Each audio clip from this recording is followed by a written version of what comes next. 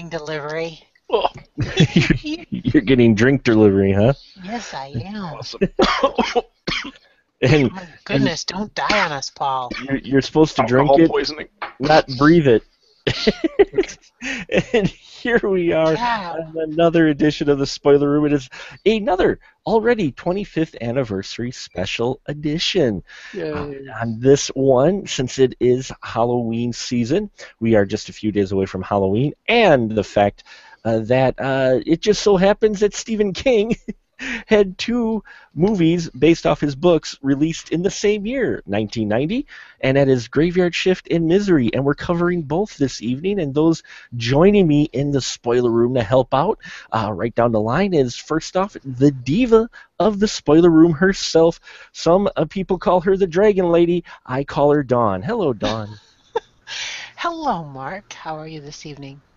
I'm doing just fine. I'm not feeling oogie or anything, so Excellent. I thought so. So I think we're doing well tonight. And then right next to Dawn is Mr. BFD himself.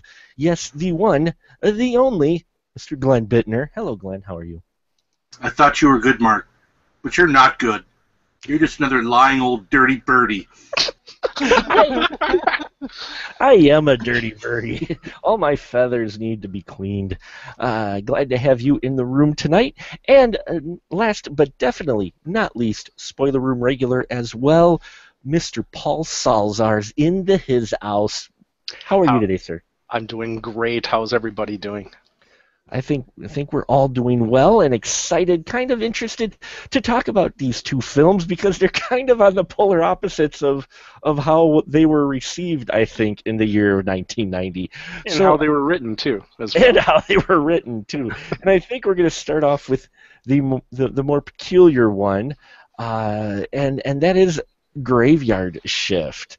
Now, Graveyard Shift tells the story of a very old textile mill with a serious rat infestation, and the workers find that there's more than rats living in the old textile mill, and it is a deep, dark, deadly secret that could be the end of them all. I kind of made that up myself because the IMDb description is a little boring.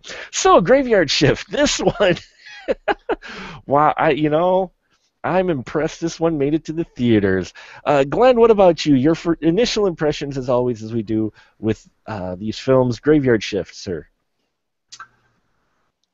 Graveyard Shift. Yeah, it's really a giant fucking bat. Yeah. I just couldn't. No, it the creature didn't do it for me. I mean, there's some things I like. I like the fact that the textile mill is called Bachman Mills. Yes.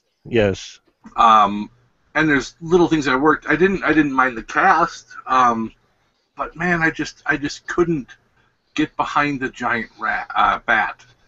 I would prefer it go more the way of, I don't know, something less normal. Well, either less as normal as 8-foot-tall bats are. Less normal, or would you have preferred it just to be the rats? Like something's up with the rats? Maybe just the rats too. Yeah.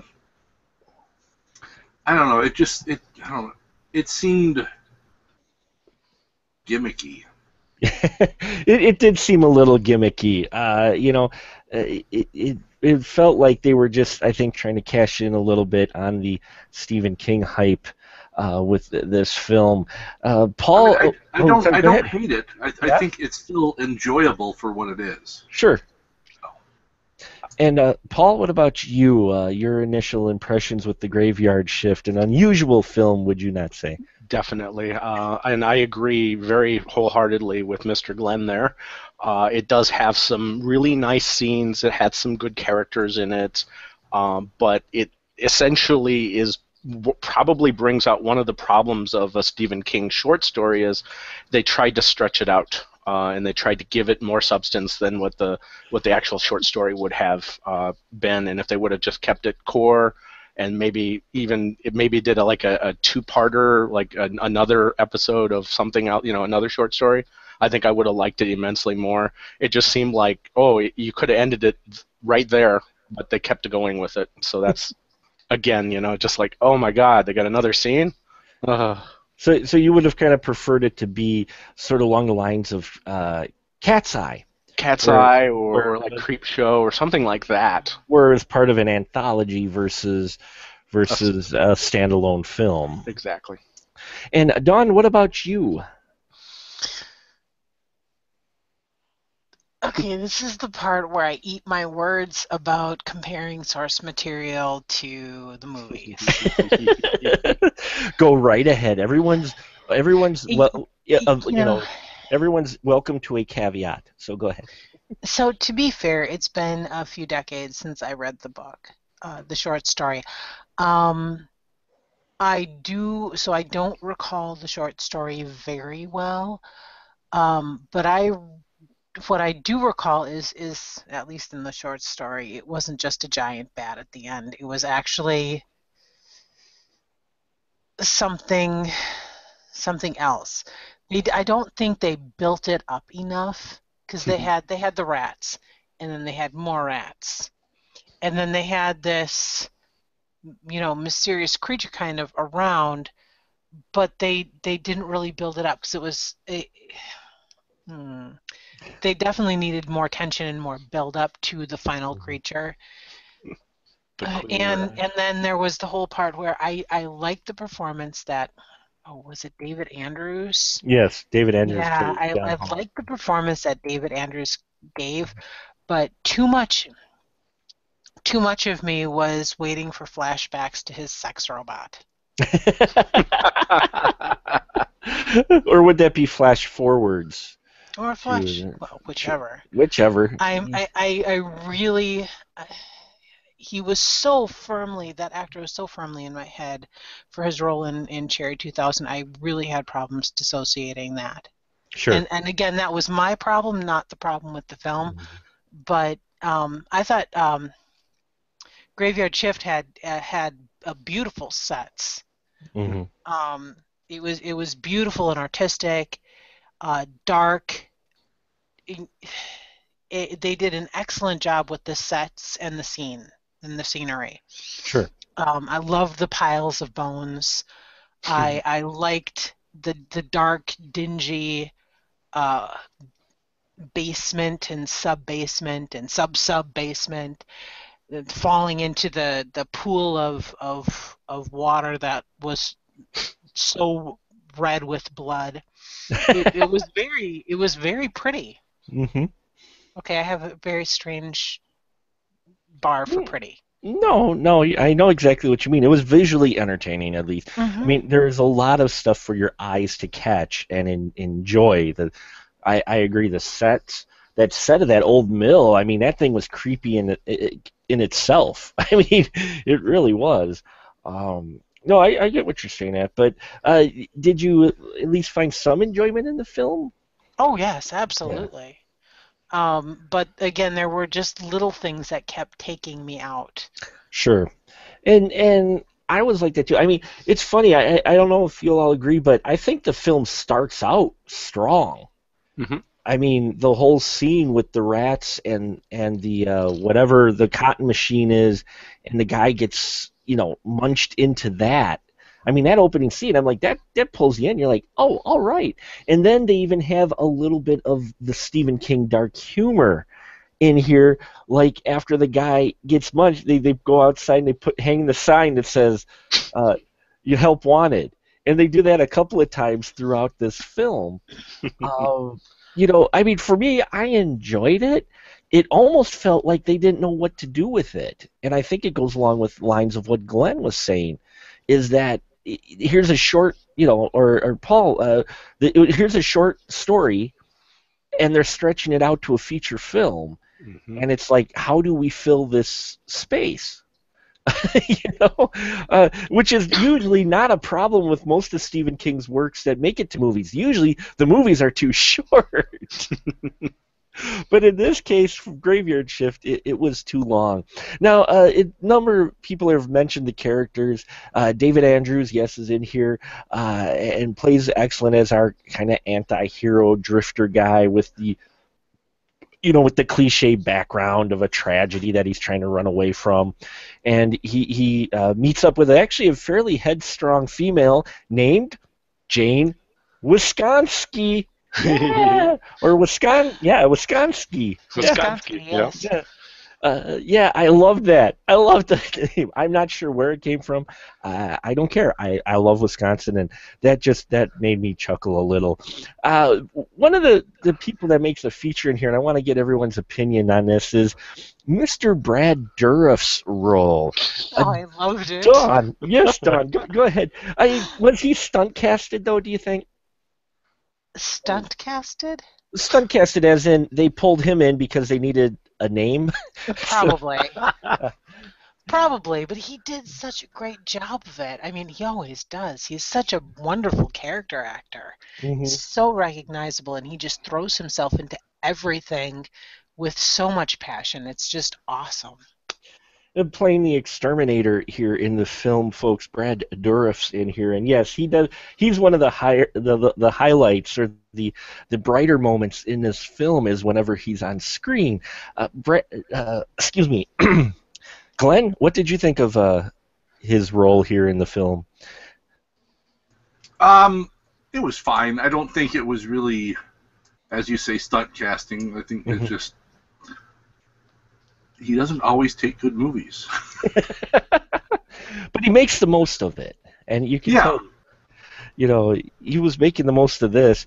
But here we have in this character a trend that we've mentioned actually a few times in our previous 25th anniversary films, which you should go back and listen to those episodes, because there seemed to be a bit of a running theme in the 90s where they were addressing more and more the Vietnam vet. I mean, they were in the 80s, but the 90s, a lot. It always seemed to be a theme that came up, even here in Brad Dourif's exterminator character, right, Paul?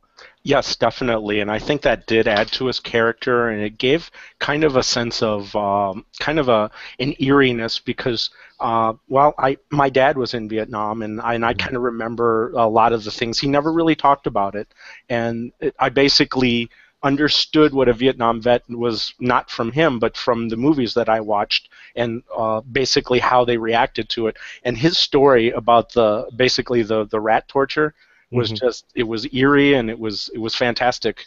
I really enjoyed that scene, especially. Well, that was like his scene. It was like they set it up. That's his. They're like, okay, we're going to give you a scene where you can just chew up as much as you want, and he makes the most of that scene. That's my favorite scene too, because they set up that one scene, you would think there would be more with the rats in this movie, but they had to go in that weird direction of, hey, let's do the big bat thing, and let's ignore the queen size rat and the albino rats and stuff. Yes. Were those in the short story, or they're in the short story, I don't read, so no, words hurt you, Mark. We know they do hurt me, but so you're saying there's other elements that were in the book that would have possibly helped rather than making him just the big bat. Well, the thing about Stephen King is that a lot of times, and they did have it in this movie, fortunately. I mean, I would have totally hated this movie if they didn't. Was sometimes the monsters are more the people, and I think the people hurt more of the crew than the monsters did themselves, or the rats. So to me, I would have been more scared by the reality of the situation versus the weird mutant bat. I guess you call it a bat with a tail. A bat with a tail. The rat bat, if you will. No. Rat bat. But you're right. This is a film that I found the human characters, more interesting than the bat at all. You didn't even really need, it would have been an interesting spin to take to where they didn't even need a bat. Just have the rats and the people and a bit of their imagination go, and I think that would have been even more interesting. Though I will admit, the practical effects, you've got to admit, for the type of film this was, I liked the look and the design of the bat. What did you think of it, Paul? Did you enjoy the look of the bat? The claw thing was kind of neat looking, and and kind of reminiscent of Beastmaster when it would attack the people. It would take its little like skin wings and cover you, and it looked like it would digest you and stuff like that. That was kind of cool. Yeah, I mean the practical effects look decent in here. What do you think of the practical effects, Dawn, in this movie? Do we lose Dawn? Oh, she might not be there. Glenn, what do you think of the practical effects for this film? I'm still trying to wrap my head around the reference to Beastmaster. There are no more Emerites. No, the effects I think were fine. And yet, as Dawn said earlier, the set was gorgeous. Really well done. And I mean, for when this was made, and probably the budget it was made on, I don't know what the budget was. I'm sure it wasn't. It was $10 million. Wow. And it did make that money back clawing and climbing. Yeah. Intended. Yeah. Sorry, I'm doing battle with my microphone. Oh no, that's okay. We're just making sure we didn't lose you. Yeah. Awesome. But yeah, for the effects, the budget that they had, and what little care it seemed the studio had for this film, in all honesty, I think the special effects and the creature design were well done for what they had. They played the angles, the camera angles. They did the old school thing of not showing it completely. That way, you can hide some things. And yeah, so I thought the practical effects looked decent in here. Well, what about you, Don? Did you think they looked pretty cool, at least the bat? I think it looked much better than it would have been if it was CGI. Well said. Yes, totally agree. Nowadays, especially with the budget it had, they would have done CGI and it would have looked not nearly as well. So yeah, there's always something about practical effects, and they help stand the test of time. I did like the animatronics and everything with it. But the rat's eyes, just the regular rats just staring, was even scarier than that. They were actually, yeah.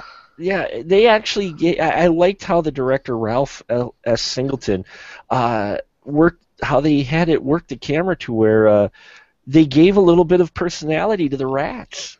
I mean, the rats just sitting there, but just the way the music and everything. I mean, don't get me wrong, folks. This isn't a phenomenal film by any means, but there's a lot of actually great moments in here, and those rats definitely were eerie. Creepy. Reminded me of. Willard. Oh, yes. Oh, yeah, did you catch that? At one point, I forget who, one of the actors was reading a book called Ben. There was absolutely a reference to that. Yes, he was, and I caught that, and I thought that was great. Now, we mentioned the characters earlier. Of course, we got our hero, and I mentioned Wisconsin here, but Stefan Macht, I think his name is, or Mock, who plays Warwick, the kind of evil, sleazy, well, not kind of, the evil, sleazy foreman who looked like Fred Ward's brother. Yeah, thank you. Thank you. At first, I was like, Fred Ward's in this? I'm like, no, he was just in Tremors this year. He did, and like, oh no, that's not. And what'd you think of the Warwick villain, Glenn? I kind of liked him, actually, in all his sleaziness. Break time's over. Back to work. What was with the accent? That wasn't even a New England accent. I don't know what the heck. It was a British accent it was a British actor trying to have a New England accent.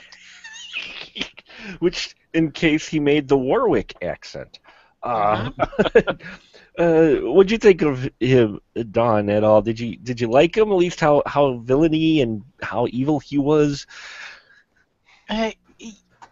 It seemed a little strained, but I liked him. I love the guy that you love to hate. Yeah. You always need a guy that you love to hate. the stupid guy who needs his ass kicked and needs to have his head eaten off. Yeah, definitely. Well, he has a great scene in there, actually, with the woman, his secretary, who he's Warwick, go figure, has been sleeping with and such, and he gives her an assignment that she wasn't expecting. Man, I really enjoyed that scene where she's just bashing the hell out of that car. Oh, what'd you think about that whole little scene there? That's actually like a bit of seriousness in this film that really didn't seem all that serious.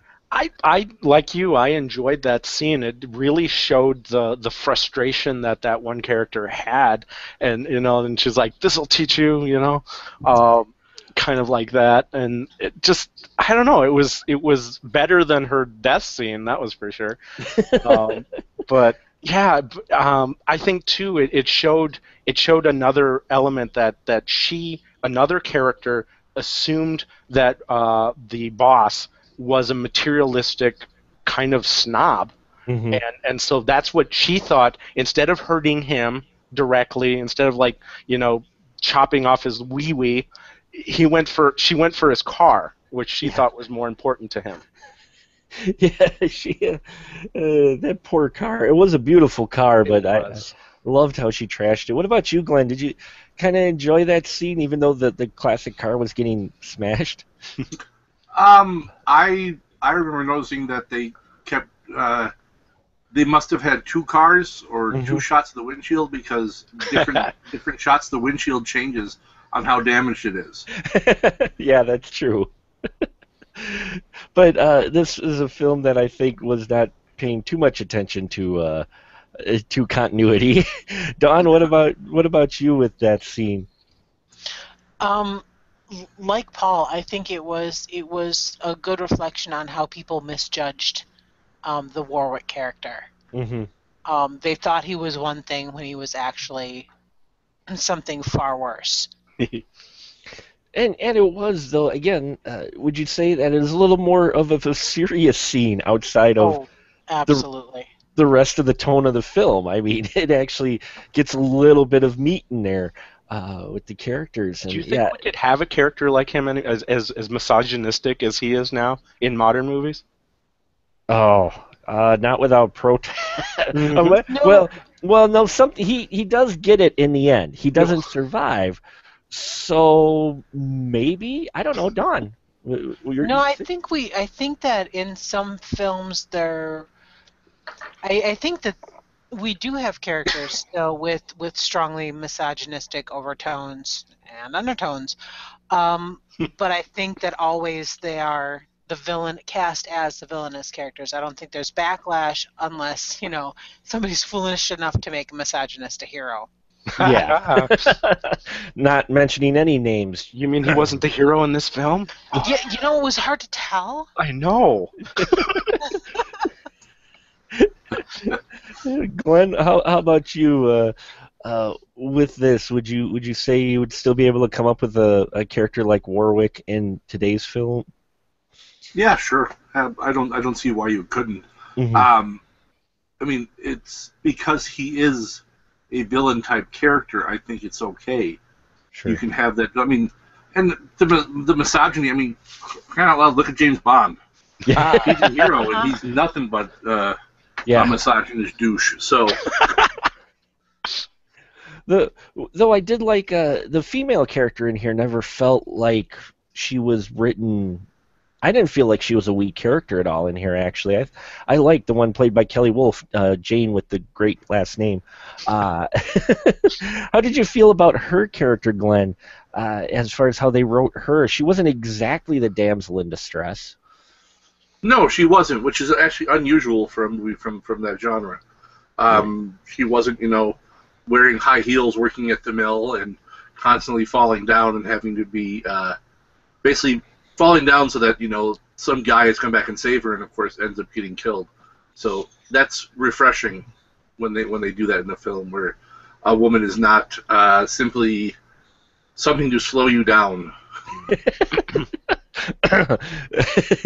Yeah, Paul, what about you? Did you think they kept her character strong throughout the film, unlike some other films where the character might seem strong until the plot calls for it not to be. Yeah. Oh, I think she could have been stronger, but honestly, I couldn't get past her eyes.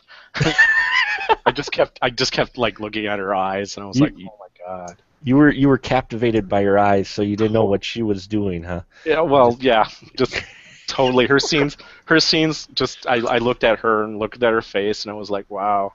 And it's like, oh, her mouth is moving. They are a predominant feature on her face, I will say. But I think she was a fairly...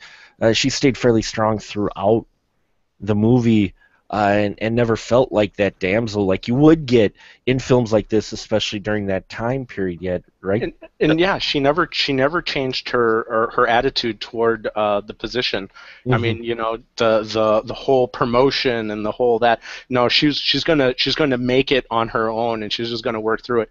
And even though she was fired originally, the union brought her back, and she was just going to make, she's going to make use of this like second chance type of thing. So yeah, she's definitely that part of her is strong. Would you say, Dawn, they kept her strong? They really did, and they really punctuated it at the end with the death scene, anticlimactic and lame though it was, but they really punctuated it with the death scene with having Warwick address her first as the bigger threat and leave our hero John. Yeah. Sorry. No, it's okay. What's his nuts? John Hall for a second, although they obviously had to leave him for a second because he's the hero. Yeah. That was one heck of a fight scene. Let's talk about that final fight scene real quick. It surprised me how that was that looked, I mean, I don't know what stunt guys, I mean, I know they mixed in the real actors with the stunt guys, but fighting on the bones, that looked like it hurt, didn't it, Paul? Yes, even though some of the bones did kind of look like they were brittle beyond, like... Well, yeah. Time, but, well, yeah, still. But, yeah, them falling and doing the thing, I would have definitely picked up a bone and went, 2001 on the guy,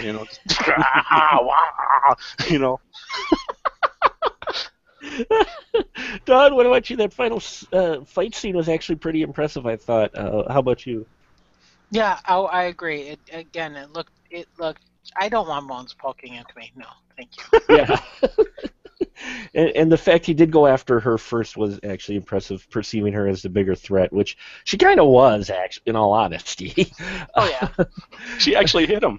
She hit him. Yeah, she actually got a hit in on him. Mm-hmm. Yeah, and I like that he didn't pull punches. Like he slogged into her like he would have any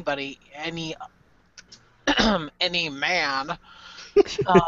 He just pounded on her. Yeah, he did, and it was a bit brutal, wouldn't you say, Glenn? That final fight scene. Yeah. Was there anything about it that you liked or didn't like, or did you think they could have ended it a little bit differently? I agree with Paul. I haven't picked up a freaking bone, but this is a horror movie. No one ever picks up a weapon ever. With the exception of Evil Dead. Yeah. We're being attacked and we're in the middle of the Axe store. Let's try to punch the guy. Exactly. Thank you. Well, there were a number of moments like that in here, though, including, I think the most peculiar moment was the death of Brad Dourif's character, the Exterminator. It's like the one scene where I was like, what was he having him do in the graveyard? That seemed like totally pointless, didn't it, Dawn? Yes. I mean, am I missing something? Because you read the story. That's why I was asking you. Because it's been decades since I read the story. Jeez. Oh, I'm sorry. No, I don't specifically recall that being a purpose, except for Brad Dourif. Yeah. I think they were getting ready to wrap up and they're like, oh shit, Brad Dourif's the character's still alive. We should do something to kill him. Let's kill him. Let's have him go into a graveyard for some unknown purpose and get smashed in the head by a sinking casket. That scene. Am I missing something, Paul? What was the whole purpose of that? Did that just Honestly, I think the special effects department basically went up to them and said, "Hey, we've got this cool effect where we can smash this guy's head in with a coffin. Let's do it." And they excited them, and that's what they did. It did. It seemed like a very random scene in there. So, which a number of things in this film are random. Again, there's a reason why it barely made its budget back. From my understanding, they actually had Tom Savini attached to it at one point in the late 80s, but the studio didn't really have interest, so he dropped out of the project. And that's kind of the feeling this had. It's like I'm wondering if they didn't come out with this because they had Tremors. What do you think? What do you think, Glenn? Someone was trying to cash in on the possible monster hype of Tremors, because it felt a little bit like that. No, I don't think so. I mean, No. I don't think Tremors was like. I mean, it was good, but it wasn't like the type of thing where they're like, "Oh, we wanna copy that." Sure. And I mean, did Tremors come out first? Well, this I mean, one was. Oh yeah, released, it did come out a little bit before. Yeah. Yeah. So, because this was released in October, actually, Yeah. it was Tremors released. was in January. Yeah. So this came But out. I mean, Tremors made 16 million at the box office. That's not a. True. God, we got to copy that. Then maybe was it more of the hype of Stephen King at the time? 'Cause- Well, yeah, Stephen King is the. I mean, that's the only reason any of his books got made in the movies was because his books. I mean, people still read that. Mhm. I mean, some people still do now, but not. Now it's. He Right. was the name in in horror for books. I mean, you had a few other authors. You had like Dean Koontz, but no one that was on the level that Stephen King was as far as from a just. I mean, everyone knew who Stephen King was, Right. even if you didn't read horror. Yeah, especially in 1990. I mean, he was. I was reading, and I don't normally read, as I've mentioned many times. But when I was a kid, I read a number of his books because he was so popular, and it was like, oh, well, I should check this out, and I enjoyed a number of them. But so Graveyard Shift, I think we'll put the Graveyard Shift to bed here. Yeah, it's one of those odd films that ends oddly. Wouldn't you say that song? What was up with that song, Don? That weird mashup with dialogue. I got nothing on that. I mean, it wasn't even really that catchy, was it, Paul? I loved it. I was sitting there dancing to it. Glenn, did you dance to the end song of Graveyard Shift? I hate music. Music should be destroyed. And on that note, we're going to go from probably what is considered by many a really bad Stephen King movie, a film based off a Stephen King book, it should say, to a really good one, and that is in the form of Misery, which also came out that year. Came out a month, actually, after Graveyard Shift, so they knew what they were doing, releasing it during Oscar season. The story about a well-known author who has a car crash in a blizzard, and he's picked up by a nurse who just happened to be coming by and who just happens to be his number one fan. And soon he realizes that he might have been better off in the crashed car, as his number one fan doesn't like his latest book and wants him to change things, and he has painful consequences if he doesn't. Misery. Paul. Misery. Tell me how you felt about this. I thought it was very clever to have a nurse be the bad guy because she understood anatomy, understood how much a body can take before it just kind of, I can't take it anymore. But I thought James Caan was just wonderful in this, and of course Kathy Bates. She does a superb job of the Wicked Annie type type of thing, and it's just it's amazing. It's an amazing story, and it was amazingly well done. So Yeah. Well, it was done by Rob Reiner, who is known not for his horror. exactly. I mean, this is the guy, brought us A Few Good Men. He brought us some great romantic comedies.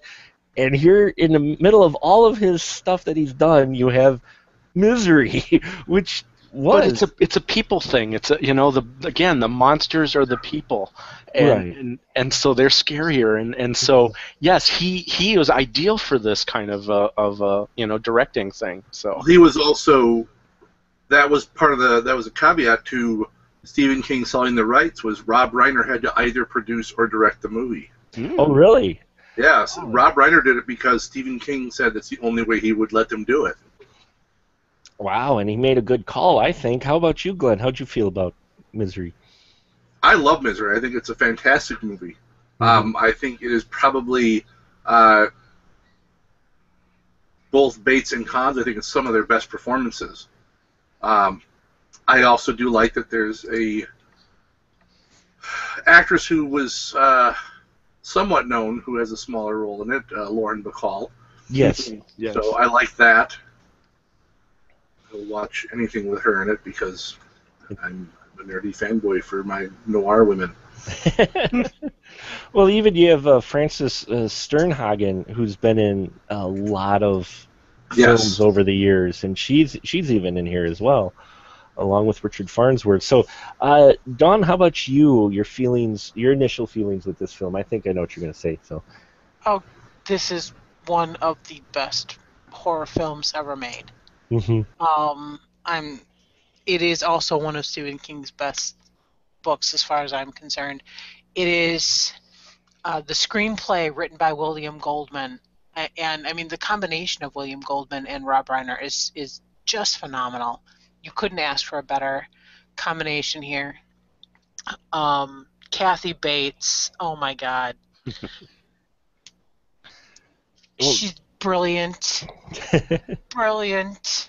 I can't say enough good about this movie. I revisited it for the first time in a couple of years, and I do tend to come back to this frequently. And every time I come back to this movie, I am hugely impressed and completely awestruck and completely engaged. It enthralls me every single time I watch it. And I agree here too. It's a phenomenal horror film. Relatively small cast. For a bigger film that it was, it's actually impressive the smaller cast that they had. And I think it is definitely one of Kathy Bates's best performances, but even more so than that, James Caan, who, I mean, he was a well-known actor in that, but this is really a standout performance for him. I think. Yeah, absolutely. And when we talk about, like, I just thought of this now. I'm sorry, which is why I'm go ahead. Interrupting you. Oh, by all means. When I think about movies that are strongly actor-driven and dialogue-driven, you think of things like Reservoir Dogs, where the movie would not have been a success if the dialogue wasn't so great, if the actors weren't well directed, and if the actors weren't strong enough to carry the roles. This is the same situation. If Kathy Bates and James Caan weren't strong enough to carry the roles, if the dialogue, if the screenplay wasn't so well written, this would not have been the amazing movie that it is. Yeah, I agree. The cast was really important, and if I remember correctly, it was Kathy Bates's performance, wasn't it, Glenn? That was a bit of surprise to everyone. Well, surprising that, I don't know, I mean, how many people knew who Kathy Bates was? Sure.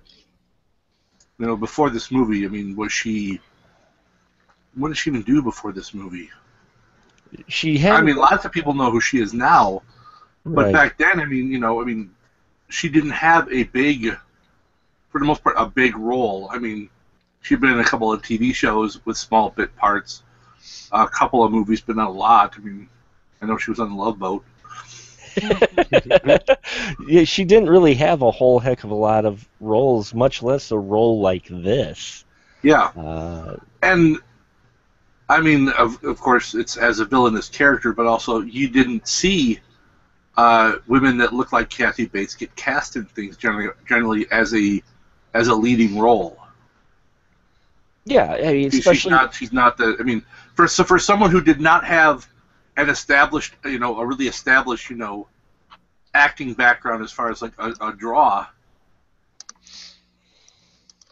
yeah, she and didn't fit. I mean, because they'll put anyone with big boobs and a tight ass. Then, sure, guys will go see that, and it doesn't matter if they have any talent or not.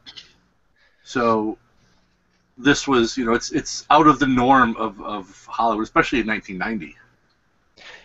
it was a bold casting. Actually, I remember when she was cast, there was not controversy, but there was that surprise. People were like, Kathy Bates, and they were like, she kind of, I remember a couple people, mentioning, she breaks the mold of what you would normally expect from Hollywood. Not that we would expect, want that, but what Hollywood, as you said, would cast possibly a little bit more towards the looks than to the actual talent. But man, she sells this film so well. So I mean, I watched it again just last night. It's been a while since I watched it, and I forgot, one, how young she actually was in the movie, but two, just how solid and creepy her performance was. Would you say, Paul, that this was on par with Perkins from Psycho? Yeah, I would definitely say that. Just her face alone, just the face expressions and stuff like that, or even lack of expression in certain scenes, it was just phenomenal. You could definitely see her entire body was into the role, which I really enjoyed. So, Well, yeah, definitely a great performance.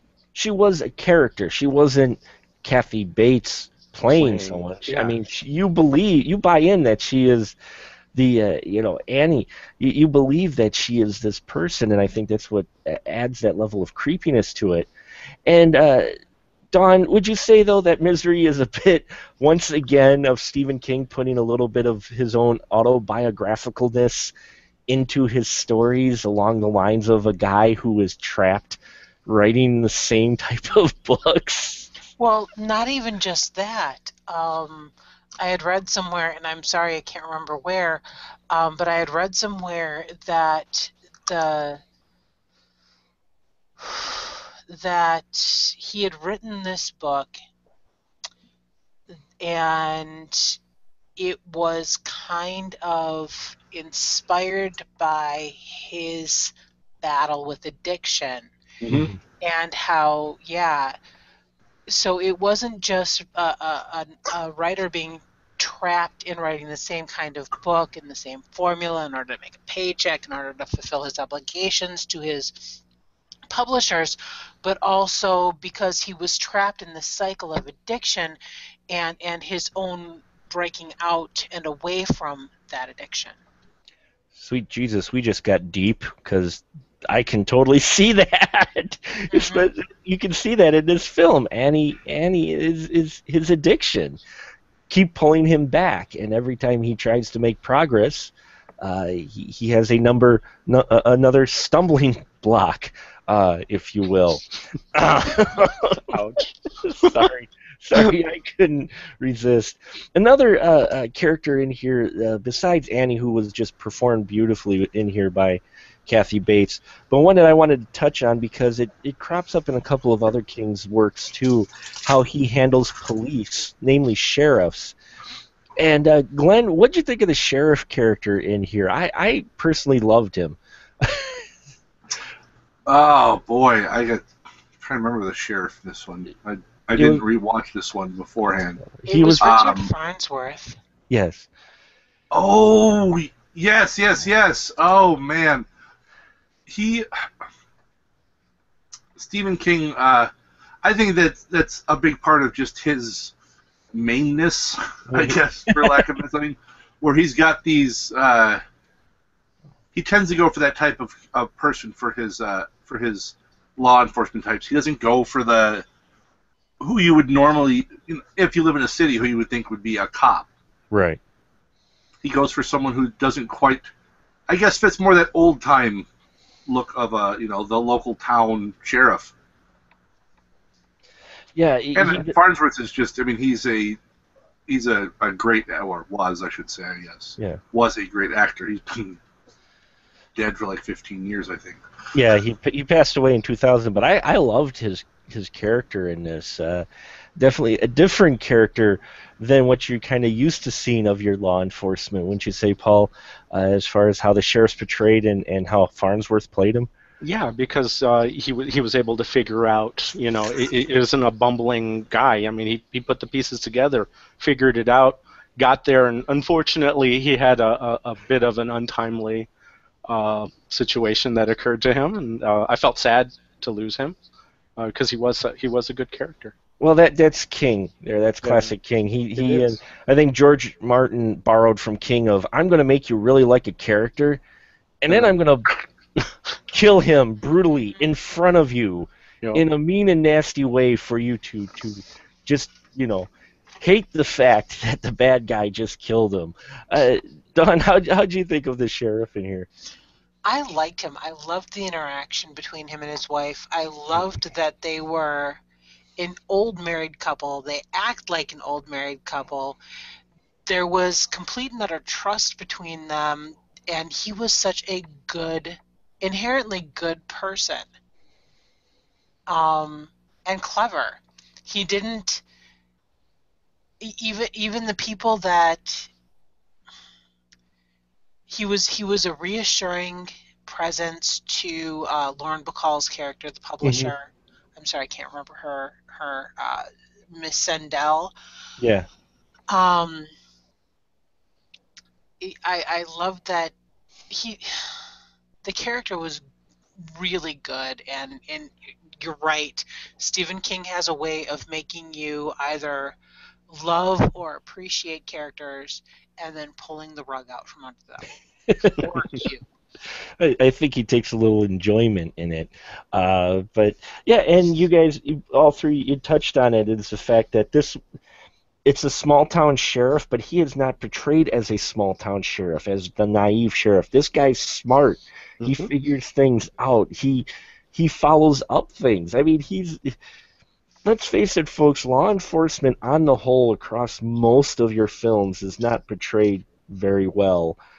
Usually, especially the small town cop, and even they play up, well, I'm just a small town cop, but here, as Dawn mentioned, you have a sheriff who's not being condescending at all or just placating someone. He's legitimately trying to calm down the editor and say, don't worry, we're going to find him. Don't worry, we're going to find him. We'll get there. And at the same time, he's following up stuff. He's putting things together, which you don't get a lot of, especially in films of your small town sheriff, who hasn't come from the big city to the small town. He felt like a sheriff that was there in the smaller town most of his life, and not one of these, I came from New York City and now I'm here, so I'm going to use my New York City learning to figure out the crime. No, his daddy was sheriff before him, and his granddaddy was sheriff before him. So yeah, this is he's a small town boy through and through. And he knew everybody. Yeah. He knew everybody in that town. And in a town that size, I would think that the local sheriff would know everybody. Mm-hmm. Or at least most of the people. Yeah, so, I loved all the characters in this. Kathy Bates, we can see why she won the Oscar that year for this film. In fact, that's the only Oscar that Misery won, surprisingly, and maybe it's because it was the horror genre. But she was actually the first female to win for a horror film.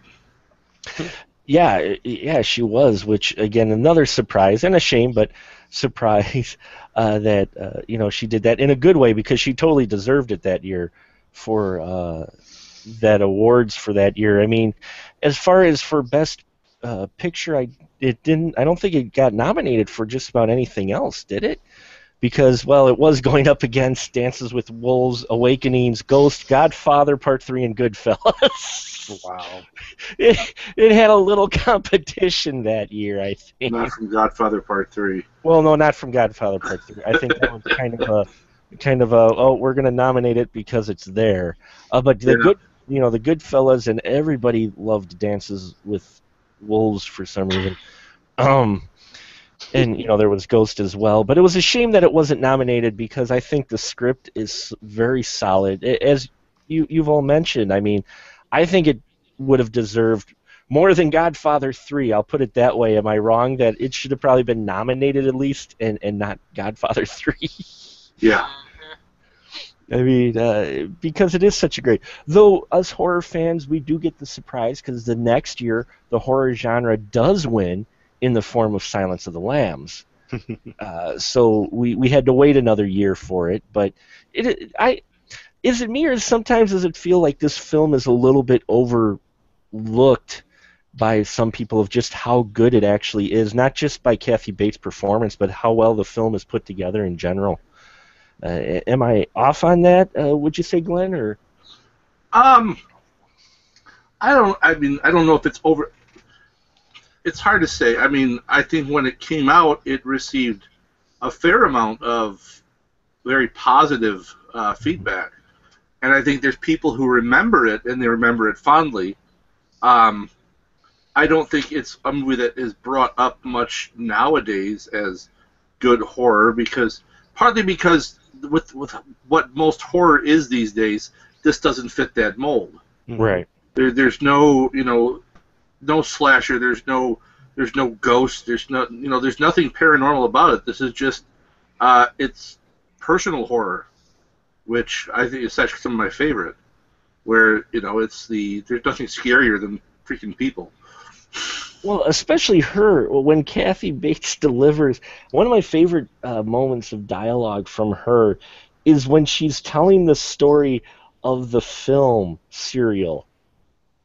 I think that's just a fantastic scene, and the look James Caan gives her character is classic.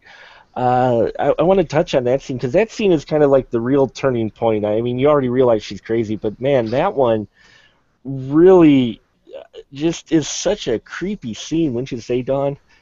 Yeah, that is kind of when he realizes there's something very wrong with her. Mm-hmm. When they're discussing the chapter plays. Yes. Well, no, actually, he realizes it before that. It was, God, all I remember, I don't remember the exact scene, but they're discussing that, and she's spilling tomato soup all over him and yelling at him, and yeah, that was when he really realized that something was wrong with her. But the scene you're talking about happens when he starts writing Misery's Return. Yes, and he writes the first chapter, and she just hates it. Yep, because he cheated her. He cheated her. Misery was in the ground. You have to start from there. Don't cheat. And yet the funny thing is, she's cheating all along. She doesn't even realize it. Yeah, she is. And what I like about that scene is the fact that I think it's one of the first times. I mean, he realizes he's trapped with this crazy woman, but he's kind of had hope that he could maybe get himself out of it. But I think it was that scene there where his character feels like he's realizing, you know what, I may just die here. I mean, the way she approaches that scene, but I think that scene's just such well delivered by her, and probably one of the reasons why, she got the award. Or how about the scene when it rains, Glenn, and she comes in? Does that scene just not creep you out? Everything about her character creeps me out. But I mean, that scene is just so eerie. She pulls the gun out, Paul, and she says, maybe one day I might put bullets in it. It's scary because and that's the that's the beauty of the Annie character, is that you discover more and more about her as the story goes along, and it just adds to her craziness, and just that was good. That was well paced, and that's important for a story like this, and more importantly, it's not one of those like things that, oh yeah, I'm startled for that instance. You actually think about the character as you're going home. You're thinking, wow, is my next door neighbor like this person? Ugh. I'm glad I'm not a popular writer, because my next door neighbor going to kidnap me and sledgehammer my ankles. Oh God, yes. Has anyone seen Pat lately? Oh God. Someone's gonna have crazy fans. Oh dear, no kidding, right? Yeah, what really struck me about that scene was how it was filmed. Mm-hmm. You could really see how beautiful Kathy Bates actually is. Mm-hmm. I don't know if it was the camera angle, the lighting, whatever, but she didn't look crazy. She looked sad, melancholy, and absolutely beautiful. And it was so weird to have her talking about killing and putting bullets in a gun. Mm-hmm. Yeah, it was it's a well-directed film for sure. I mean, they picked right with Rob Reiner. I think it's one of his best directed films, but he has so many because he's a very talented meathead.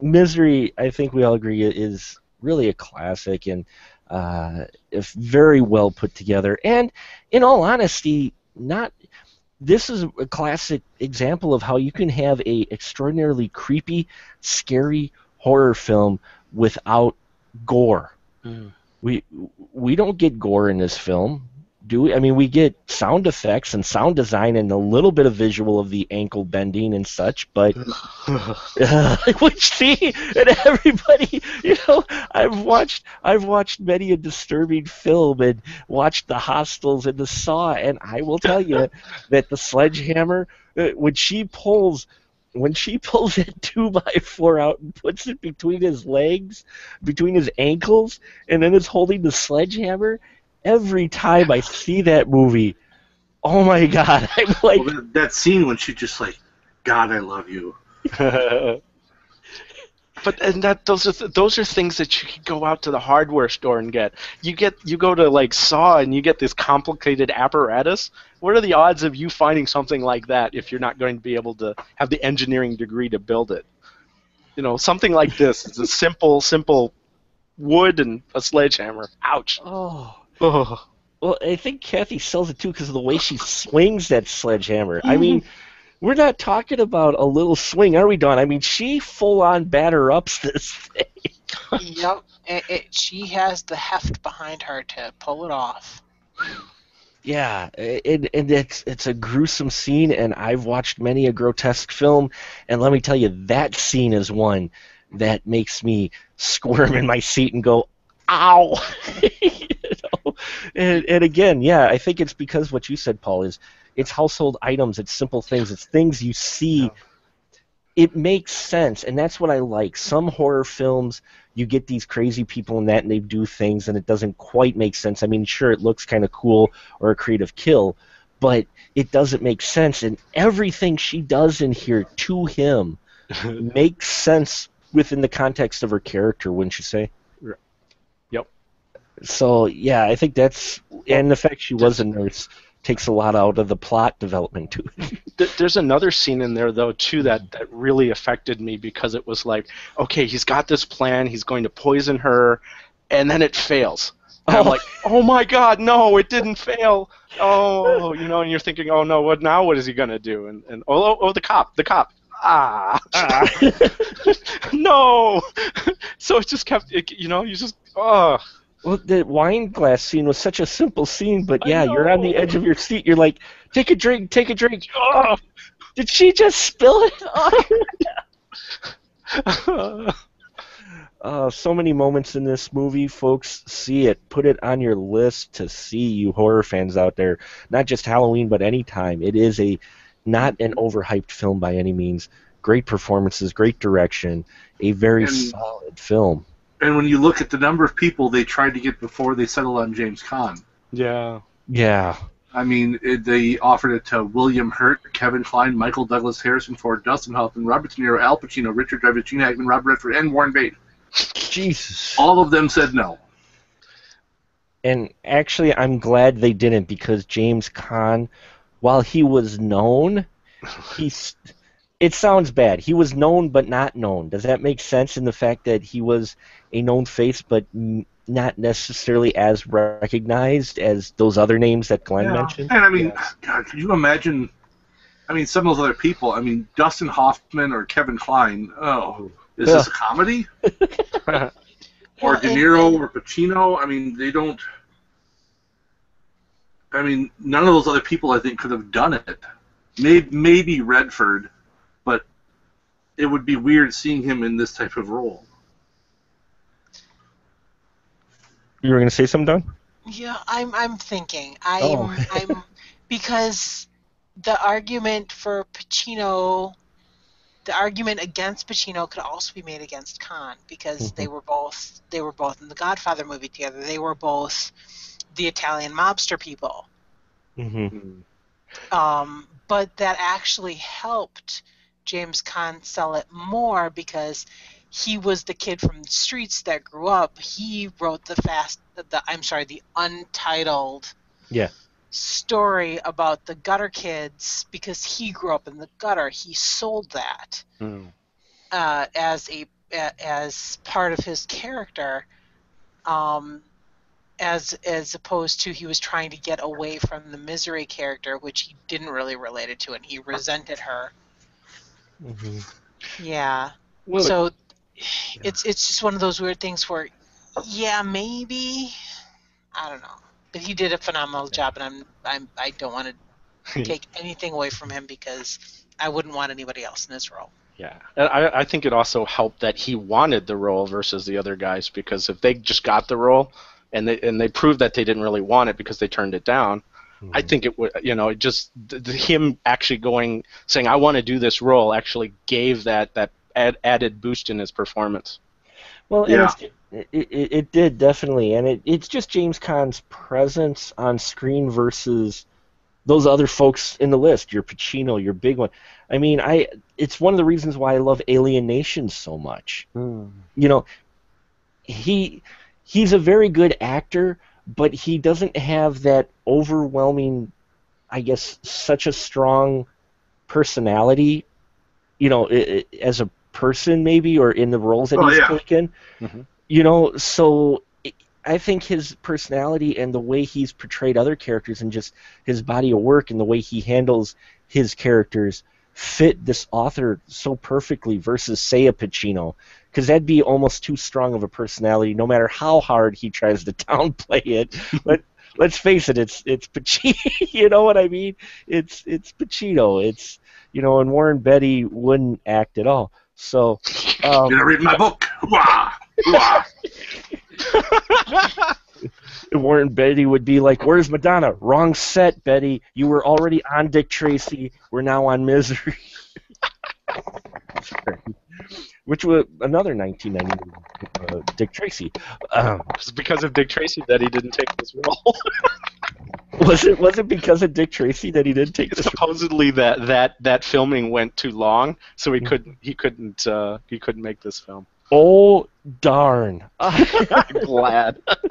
Me too. So I think we're going to wrap up this episode tonight. Two interesting films that are on the opposite ends of most people's opinions of what's good and bad. Both Stephen King, both horror films, and both came out in 1990 and celebrating 25th anniversary. So definitely catch Misery, catch Graveyard Shift if you have some alcohol or if you just like Brad Dourif.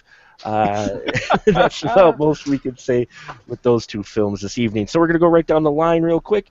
Have you pimp your stuff. Dawn, please, where can we find you? Is she there? Did we lose Dawn? Oh, no. We'll come back to Dawn. Oh, Hi. there she is. There she There I am. is. Sorry, I didn't realize I pushed my mute button. No, it's okay. You can find me at intheaudience.net. Fantastic. And Glenn, go ahead, sir. Pimp my stuff. Okay, it's 20 for a hand job, 30 for. Oh wait, no. Oh, You can find me on the YouTube, B Movie Bunker and Naked Hobo Productions. Same thing on Facebook, or just follow me on Twitter at Naked Hobo. Fantastic. And Paul? You can find me on Facebook, Twitter, and WordPress at Forsaken Film Reviews. Awesome. And you can find all their links as well as my work and the archive of the Spoiler Room episodes on specialmarkproductions.com, or you can find episodes of the Spoiler Room on iTunes and Stitcher Smart Radio. Please check it out there. And also, folks, keep an ear to the ground for more Spoiler Room episodes. We're planning a couple of things, or at least I'm planning a couple of things for November, including our next 25th anniversary episode, which is going to be just the sequels of 1990, because folks, back then, sequels, suddenly it seemed like they were growing them like corn, and we're going to discuss a sequel or two of what we liked or didn't like of the body of sequels that came out in 1990. So stay tuned for that, and also check out the Special Mark Productions. Check out the links of everyone else here. Hope you've enjoyed the special Halloween-themed 25th anniversary special. Leave feedback at the Spoiler Room PDCS for the Twitter, and spoilerroom.smp@gmail.com to give us feedback. Love to hear your thoughts. Any ideas for the show, please let us know. We love to hear from you. So thank you so much as always, and remember, in the Spoiler Room, the conversation is fresh, but we do spoil the movies, you dirty birds, you.